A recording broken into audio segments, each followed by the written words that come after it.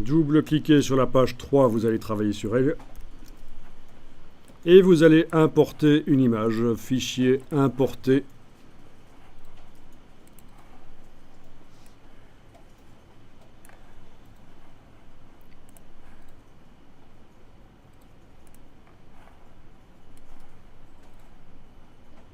Cliquez, glissez, bien entendu, pour contraindre les dimensions.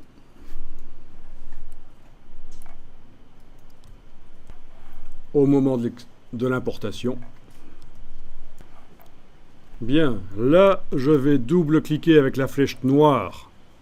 Je double-clique sur le cadre, ça devient brun. Je suis en train de modifier le contenu.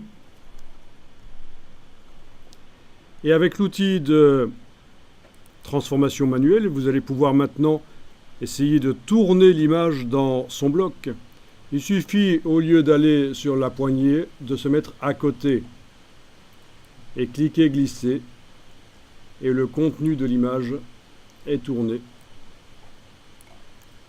Si je fais clic, je garde une demi-seconde enfoncée avant de commencer à tourner, je vois en temps réel toute l'image pendant que je tourne.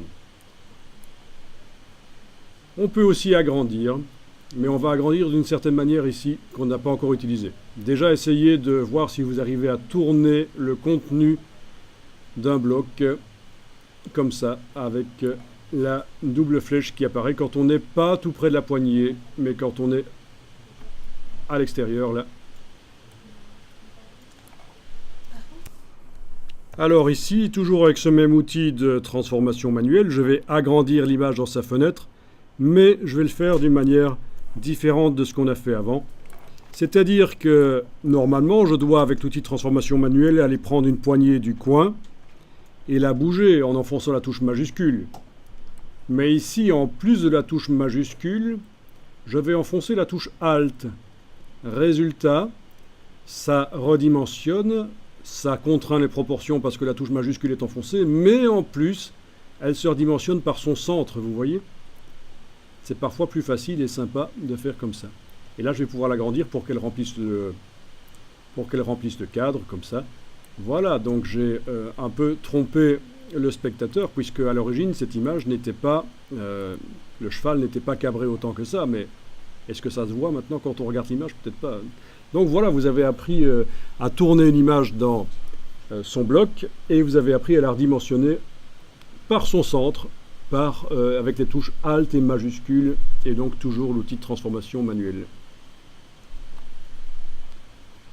Donc il faut d'abord, première étape, aller avec la flèche noire, double-cliquer pour indiquer qu'on travaille sur le contenu.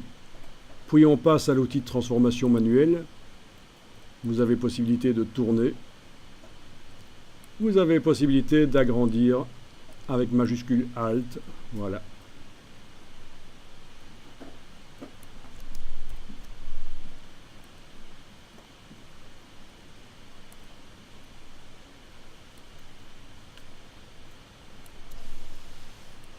Et repositionner en enfonçant aucune touche, bien entendu, on peut repositionner.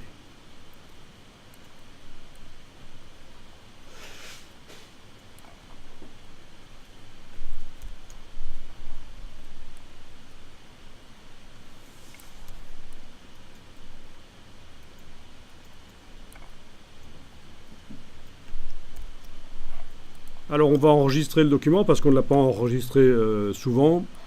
Donc fichier enregistré sous, j'enregistre dans le dossier d'aujourd'hui et je vais ajouter à la fin du nom ici un -02 pour indiquer que c'est la version 2 du document.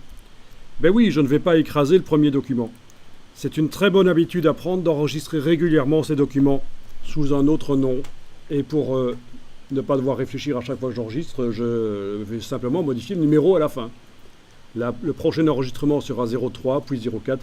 Quel est l'intérêt?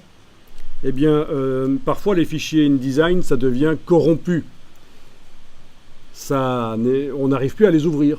Et donc, avec cette méthode-là, vous aurez au moins les versions d'avant. Le fait d'enregistrer régulièrement aussi sous un nouveau nom évite cette corruption du fichier qui devient illisible. En plus, si vous faites des erreurs créatives, vous aurez la version d'avant aussi. Très intéressant, plutôt que d'essayer de réparer une erreur, on ouvre la version juste avant. Bien sûr, on peut faire CTRL-Z pour annuler, mais c'est pas toujours facile.